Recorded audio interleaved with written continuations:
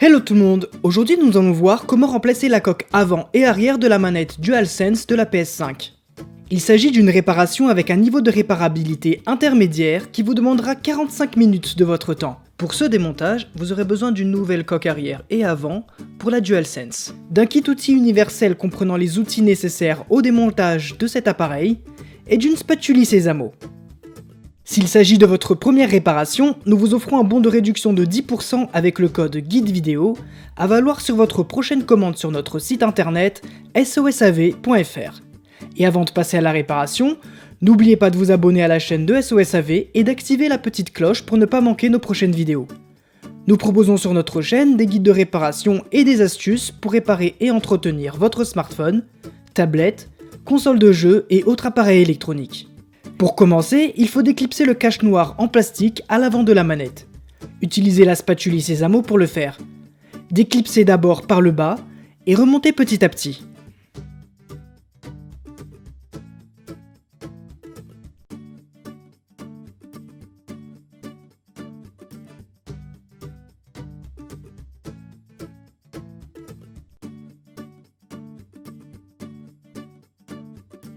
Ensuite, toujours avec la spatule Sésamo, déclipsez les boutons L1 et R1. Agissez délicatement pour ne pas abîmer le mécanisme.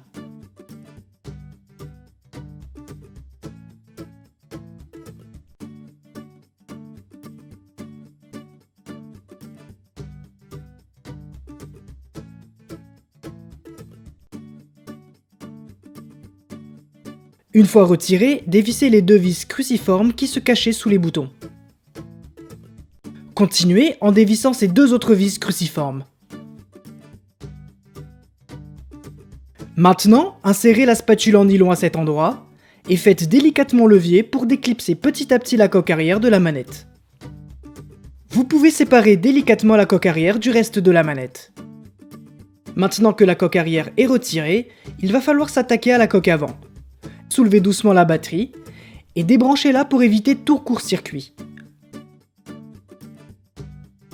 Allez-y délicatement car les fils sont très fragiles.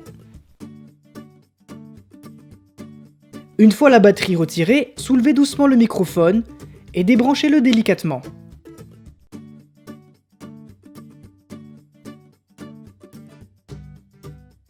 Puis dévissez le support plastique de la batterie et retirez-le. Maintenant, on va déconnecter toutes les nappes de liaison branchées sur la carte mère. Commencez par débrancher cette nappe en bas de la manette, c'est celle du micro secondaire. Ensuite, débranchez la nappe du bouton R2 et celle du bouton L2. Pour débrancher la nappe du pad, il faut y aller très délicatement en vous aidant dans un premier temps de la spatule en nylon.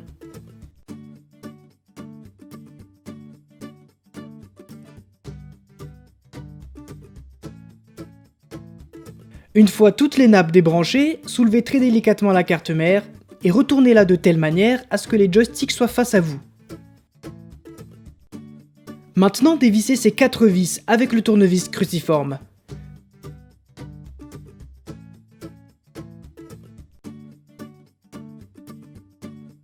Puis, retirez les deux caches plastiques blancs et transparents qui se trouvent en haut de la manette.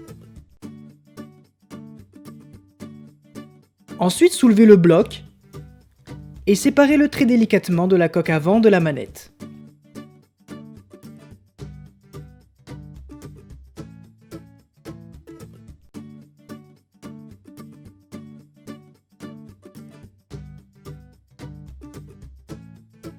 Maintenant, retirez les supports en caoutchouc des boutons et de la croix directionnelle.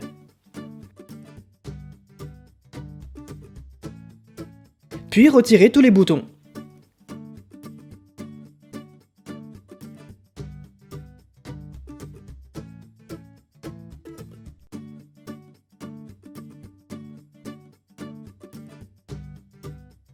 Il ne faudra pas oublier le bouton PS si besoin de la remplacer également.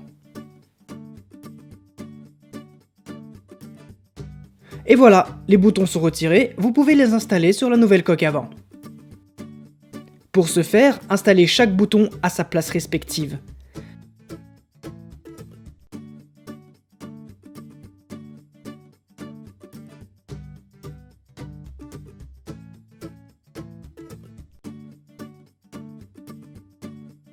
Faites la même chose pour les supports en caoutchouc.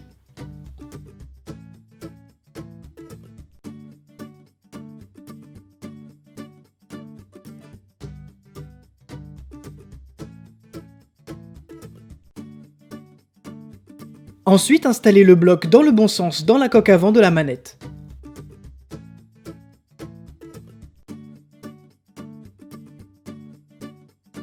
Une fois bien positionné, vous pouvez installer les caches plastiques transparents et blancs en haut de la manette.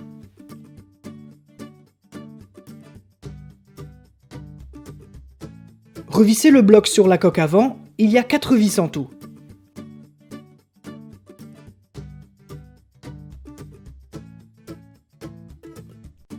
Une fois revissé, retournez la carte mère pour l'installer dans son logement.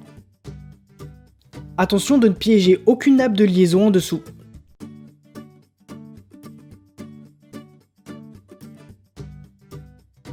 Une fois la carte mère bien installée, branchez la nappe du pad de la manette.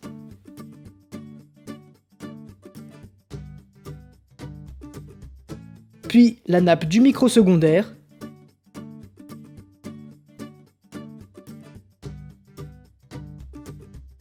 Et terminez par les nappes des boutons R2 et L2.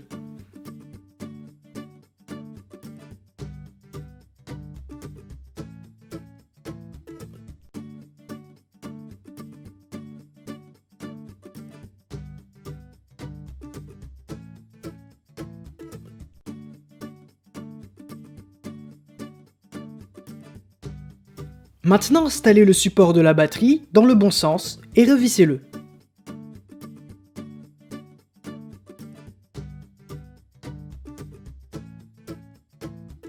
Branchez ensuite le microphone et installez-le dans son emplacement.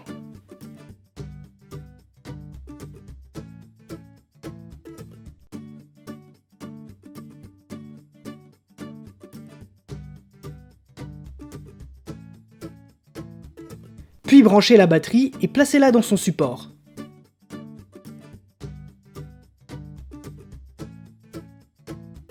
Maintenant, reclipsez la coque arrière sur la manette et revissez-la.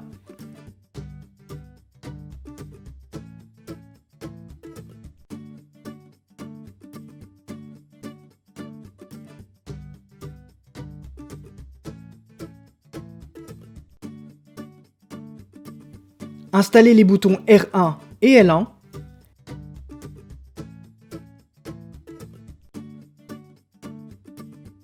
Et enfin, clipsez le cache noir de la face avant.